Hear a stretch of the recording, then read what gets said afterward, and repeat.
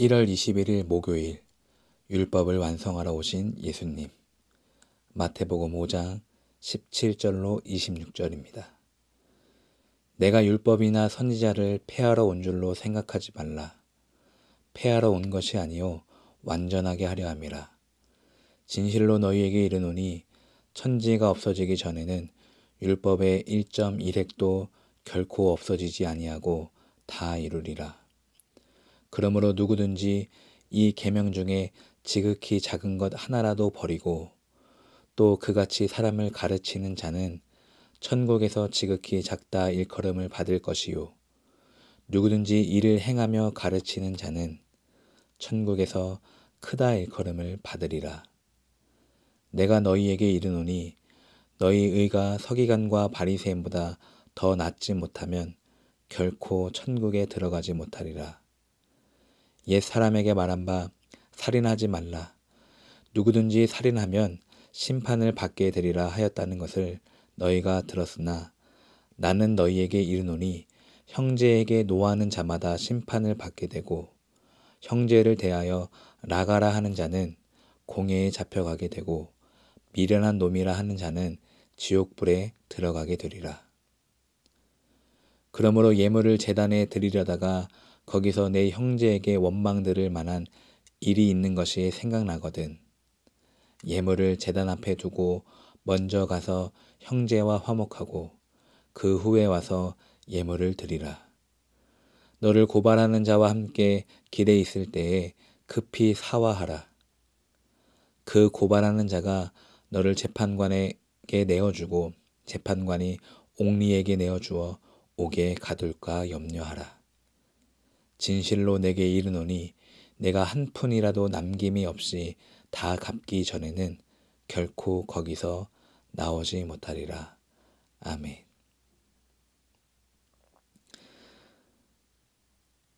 결론부터 말씀드리면 오늘 본문에서 우리가 할 수 있는 것은 아무것도 없습니다.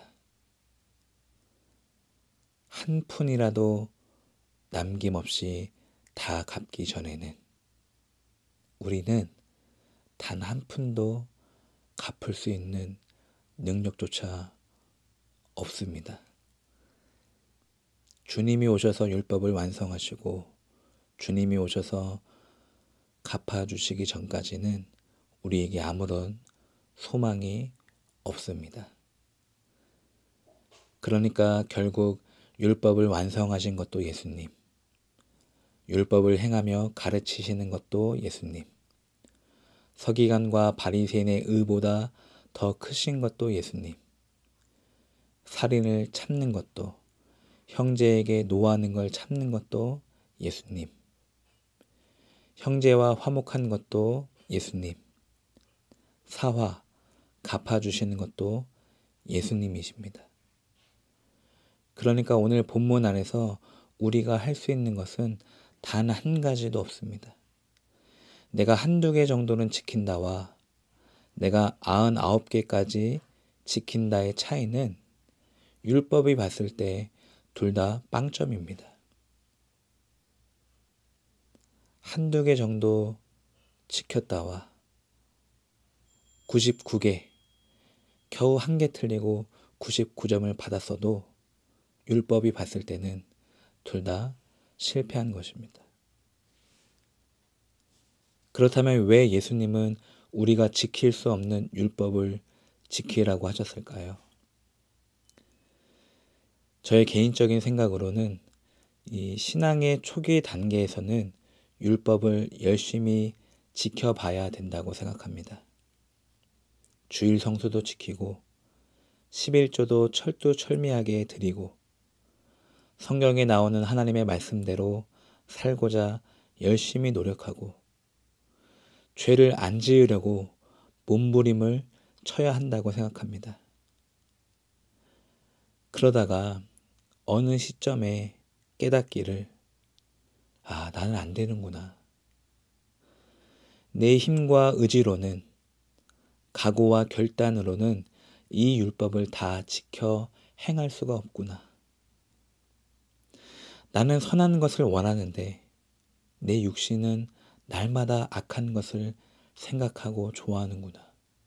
이 사망의 몸에서 누가 나를 구원하랴. 바로 이것이 로마서 7장과 8장의 차이입니다. 로마서 8장 1절을 제가 세 번역으로 읽어드리겠습니다. 그러므로 그리스도 예수 안에 있는 사람들은 정죄를 받지 않습니다. 그것은 그리스도 예수 안에서 생명을 누리게 하는 성령의 법이 당신을 죄와 죽음의 법에서 해방하여 주었기 때문입니다. 율법은 죄와 사망의 법입니다. 율법을 통해서 우리는 우리 안의 죄를 발견하고 우리 스스로 할 수 없음도 깨달으며 하나님을 찾게 만듭니다. 그래서 예수님이 이 율법을 완성시키러 오셨습니다. 우리를 살리려고. 이 율법을 완성시킬 수 있는 분도 예수님밖에는 없습니다. 그러니까 율법을 완성시킨 예수님을 우리가 믿으면, 우리가 그분 안에 거하면 그분의 의가 우리에게 칭히 덮어지는 것입니다. 이건 지극히 제 개인적인 의견이지만 저는 그때부터 이 율법이 오히려 생명과 성령의 법이 된다고 생각합니다. 우리를 죄인과 사망으로 정죄했던 율법이 예수님께서 오심으로 완성시키고 해방시키자 이제는 우리를 살리는 생명과 성령의 법으로 이제는 우리가 그렇게 느낀다는 것입니다. 다시 말해서 예수님을 믿기 전에는 십계명이 나를 죽이지만 예수님을 믿고 다시 십계명을 보니 그 법은 오히려 하나님을 더 사랑하고 사람을 더 사랑하게 만든다는 것입니다. 그러므로 오늘 본문에 예수님께서 이 십계명을 더 적용해서 서기관과 바리새인의 의를 더 적용해서 우리를 부담 주고 올가매는 것이 아니라 예수님 안에 있는 자라면 당연히 나타나는 결과, 예수님을 따르는 제자라면 당연히 나타나는 삶의 태도라고 저는 생각이 듭니다. 이걸 끝까지, 이 땅에서 끝까지 따를 수 있느냐는 인간의 연약성을 떠나서 중요한 건 예수님의 오늘 이 말씀은 또 하나의 율법, 더 어려운 율법이 아니라는 것입니다. 우리가 예수님 안에 있으면 오히려 율법을 폐하기가 어렵습니다. 율법 때문에 나의 죄성을 발견하고 연약성을 보고 계속해서 하나님께 나아갈 수 있기 때문입니다. 또 율법을 통해서 하나님의 사랑도 확증되었다는 것을 확인할 수도 있습니다. 오히려 서기관과 바리새인보다 더 나은 예수님의 의를 덧입고요. 오히려 살인하는 게 더 어렵고 형제를 노하는 게 더 어려워집니다. 예수님 안에 있으면. 오히려 형제와 다투고 예배 드리는 게 더 어렵고 오히려 회개를 안 하는 삶이 더 어렵게 느껴집니다. 그러니까 예수 안에 있으면 사망의 율법은 생명과 성령의 법이 되는 것입니다. 오히려 주님 때문에 주님의 율법이 부담되지 않고 주님이 지키셨기 때문에 주님과 함께 이 법대로 살아갈 수가 있는 것입니다. 오히려 율법으로 지키려고 나아가는 것이 아니라 자연스럽게 주님 때문에 주님이 하셨고 주님이 하신다는 것입니다. 사실 저는 아직도 이 율법과 복음의 관계를 잘 모르겠습니다. 아직도 어렵고요. 아직도 이해가 되지 않습니다. 오늘 좀 어려웠을 텐데 제가 신앙이 좀 더 성숙해지고 여러 가지 경험을 겪어가면서 또 성경을 더 연구해서 후에 잘 설명할 수 있기를 바랍니다. 분명한 건 오늘 본문이 다시 한번 우리에게 짐을 주는 것이 아니라 주님이 하신다는 것입니다. 주님이 하셨고 앞으로도 주님이 하실 것이라는 약속이지 명령이 아니라는 것입니다. 오늘 본문에서를 제가 읽어드리겠습니다. 하나님이 주신 율법 중 어느 하나 무시해서는 안 되고 심지어 서기관들과 바리새인의 의보다 나아야 한다고 가르치십니다.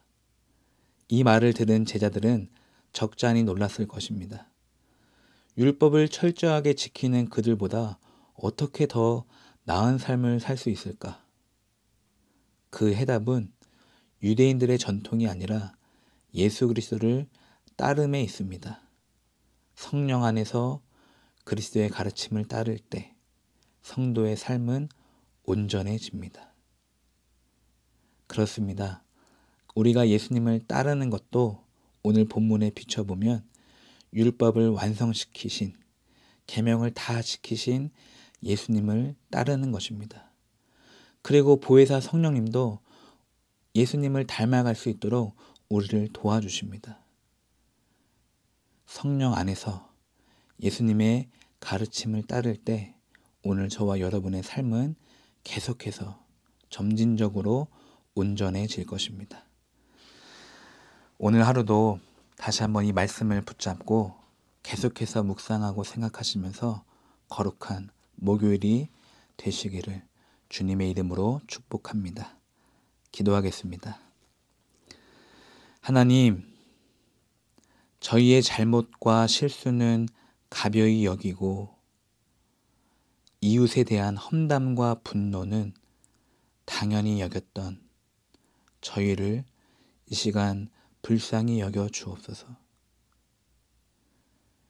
예수님이 몸소 보여주신 크고 넓은 사랑을 깨닫고 본받아서 오늘 저희 가정과 저희 교회가 작은 죄악은 버리고 계속해서 거룩함과 화목함을 이루어 나가게 하옵소서. 오늘도 주님이 하실 것을 믿습니다. 여기까지 주님이 하셨고 지금도 주님이 하시며 계속해서 주님이 하실 것을 믿고 고백하고 선포합니다. 하나님, 우리를 통해서 마음껏 일하여 주옵소서.